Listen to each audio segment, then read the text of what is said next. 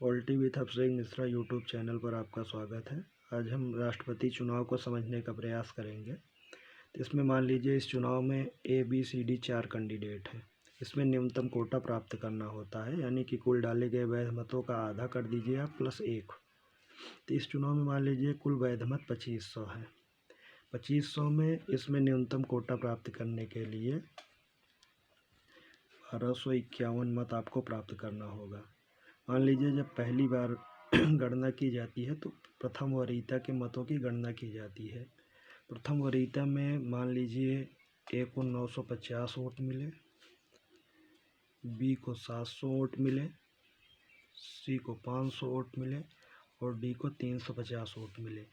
तो हम देखते हैं कि किसी भी कैंडिडेट को 1251 वोट नहीं मिले हैं न्यूनतम, यानी कि न्यूनतम कोटा नहीं प्राप्त हुआ है। तो इसमें सबसे कम मत वाले जो कैंडिडेट हैं उनको पहली बार बाहर कर देंगे। तो इनके जो द्वितीय वरीयता के मत हैं इनको हम ABC में डिवाइड कर देंगे। तो इनके 350 वोट को हम ABC में डिवाइड करेंगे। ABC में हम इनको डिवाइड करेंगे। मान लीजिए कि इसमें A को 50 वोट मिले, B को 100 वोट मिले और C को 200 वोट मिले। अब इनके इस वोट को हम ABC के प्रथम वरीयता के जो वोट है उसमें ऐड कर देंगे। तो अब A का जो कुल वोट होगा 950 और 50 ऐड होके 1000 हो जाएगा। B का जो वोट होगा 700 प्लस 100 800 हो जाएगा और C का वोट 500 प्लस 2 700 हो जाएगा। हम देखते हैं कि अभी भी किसी भी कैंडिडेट को न्यूनतम कोटा यानी कि 1251 मत नहीं प्राप्त हुए हैं। तो हम फिर से एक द्वितीय मतगणना करेंगे और इसमें सबसे कम जिनको मिला है वोट उनको हम बाहर कर देंगे, यानी कि C को बाहर करेंगे और C के 700 वोटों को A और B में डिवाइड करेंगे, यानी कि C के जो अगले वरीयता के मत हैं उनको हम इनके तृतीय यानी कि इनके तृतीय वरीयता के मतों को हम A और B में डिवाइड करेंगे। तो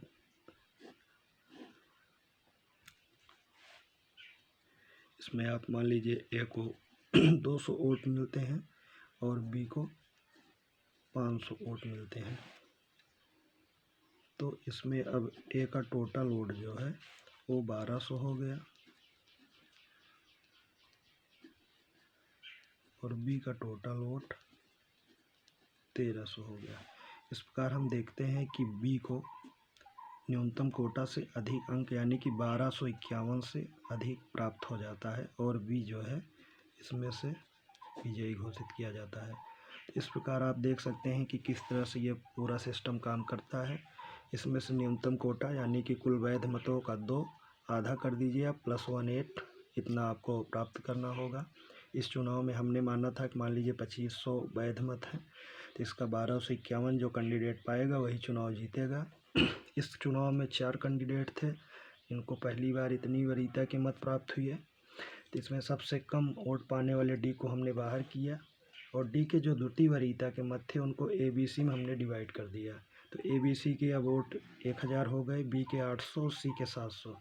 लेकिन यहाँ भी हम देखते हैं कि द्वितीय वरीयता में भी किसी भी कैंडिडेट को 1251 वोट नहीं प्राप्त हुए हैं। इसमें C को सबसे कम वोट प्राप्त हुए हैं, इसलिए C को हम बाहर करेंगे और C के जो तृतीय वरीयता के मत हैं उनको A और B में ऐड करेंगे। तो इसमें से 200 और 500 इसमें 200 A को मिलते हैं और B को 500 वोट मिलते हैं। तो A के वोटों की संख्या 1200 हो जाती है और B के वोटों की संख्या 1300 हो जाती है। इस प्रकार हम देखते हैं कि तृतीय मतगणना में यानी कि तृतीय राउंड की जो मतगणना होती है उसमें B को 1251 से ज़्यादा वोट मिलते हैं और इस प्रकार से B को यहाँ पर विजयी घोषित किया जाता है। तो दोस्तों, हमारी आनुपातिक प्रतिनिधित्व प्रणाली और एकल संक्रमणीय मत सिस्टम जो है इसी तरह से काम करता है, जो कि राष्ट्रपति के चुनाव में, राज्यसभा के चुनाव में, विधान परिषद के चुनाव में यही सिस्टम काम करता है। Thank you.